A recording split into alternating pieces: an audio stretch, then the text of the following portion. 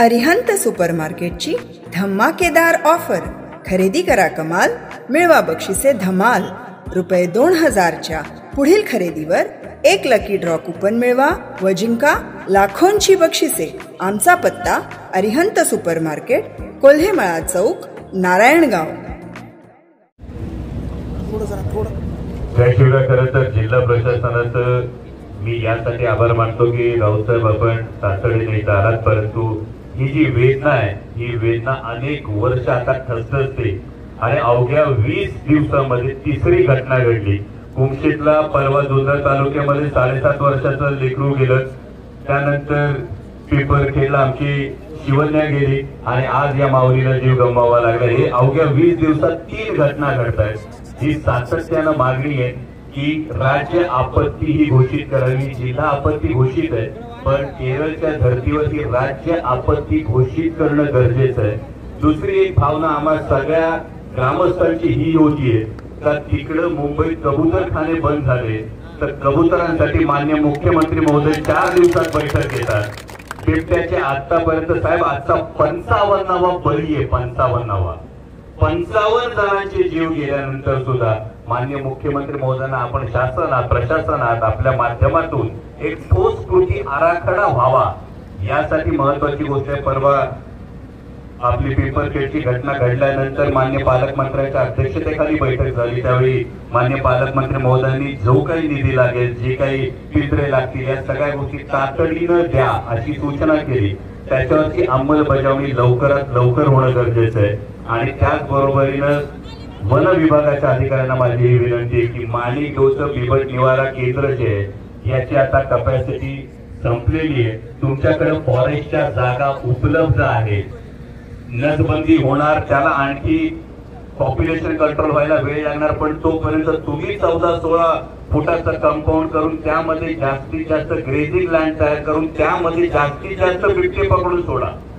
तुम्हाला बिबट मुक्त जर करायचं असेल तर त्याशिवाय आपल्याकडे दुसरा पर्याय नाही. तुम्ही कुठलाही कायदा त्याच्या नैसर्गिक अधिवासातच बिबट्याला ठेवताय.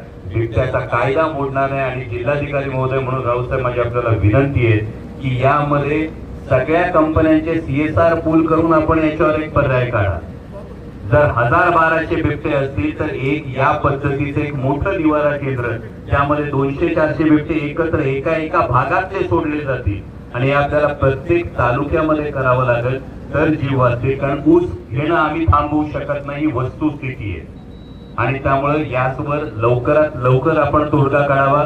माननीय जिल्हाधिकारी महोदयांबरोबरची जी बैठक असेल, जशी जुन्नरला आपण एक बैठक घेतली, सगळे सरपंच उपसरपंच यांच्या उपस्थितीमध्ये आपण जशी जुन्नरला बैठक घेतली तशी इथे CCM साहेब असतील, जिल्हाधिकारी महोदय असतील आणि जी सगळी आमची ग्रामस्थांची जी मागणी आहे की यामध्ये माननीय वनमंत्री आणि पालकमंत्री महोदयांनी सुद्धा उपस्थित राहावं. कारण लोकांच्या ज्या भावना आहेत त्या त्यांच्यापर्यंत त्याच्या पद्धतीने जर पोहोचल्या तर त्याच्यावरच्या जे मेजर्स आहेत ते तातडीनं घेतले जातील. एवढी माझी आपल्याला आमच्या सगळ्या ग्रामस्थांकडून विनंती आहे की लवकरात लवकर हा प्रश्न आता मार्गी लागला पाहिजे, किंवा जसं पत्रकार महोदय म्हणाले त्या पद्धतीनं, नाहीतर हे अर्थकारणावर आलंय, हे जीवावर आलंय.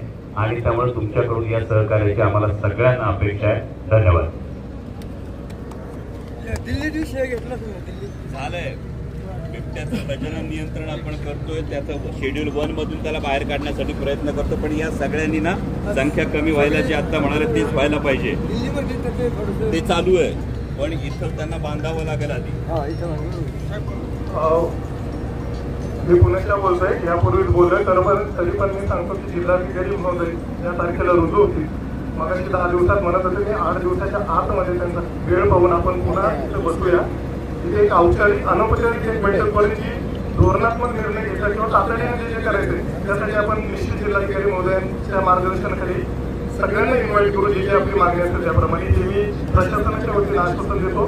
नम्र विनंती करतो की आपण इतक्या वेळ जो असंतोष आपला आहे तो थोडासा शांत करावा आणि त्या मुख्य जीवाला आपण अग्नी देण्यासाठी आता हा चौक. आता यानंतर माझे कलेक्टर साहेब, राऊत साहेबांना, SP जी साहेबांनी, खासदार साहेबांना, सर्वांना या ठिकाणी विनंती राहील की आता आपण प्रत्यक्ष स्पॉटवर त्या ठिकाणी जाऊ इथून ती माता आतमध्ये फरफडत गेली तिथपर्यंत तुम्ही उसात आलं पाहिजे, वस्तुस्थिती तुम्ही त्या ठिकाणी पाहावी आणि नंतर हे आंदोलन समाप्त केलं जाईल, मग पीएम होईल आणि मग आम्ही होईल. बरोबर, सर्वांनी त्यांना श्रद्धांजली अर्पण करण्याकरता जागेवरती 2 मिनिट शब्द उभं राहा.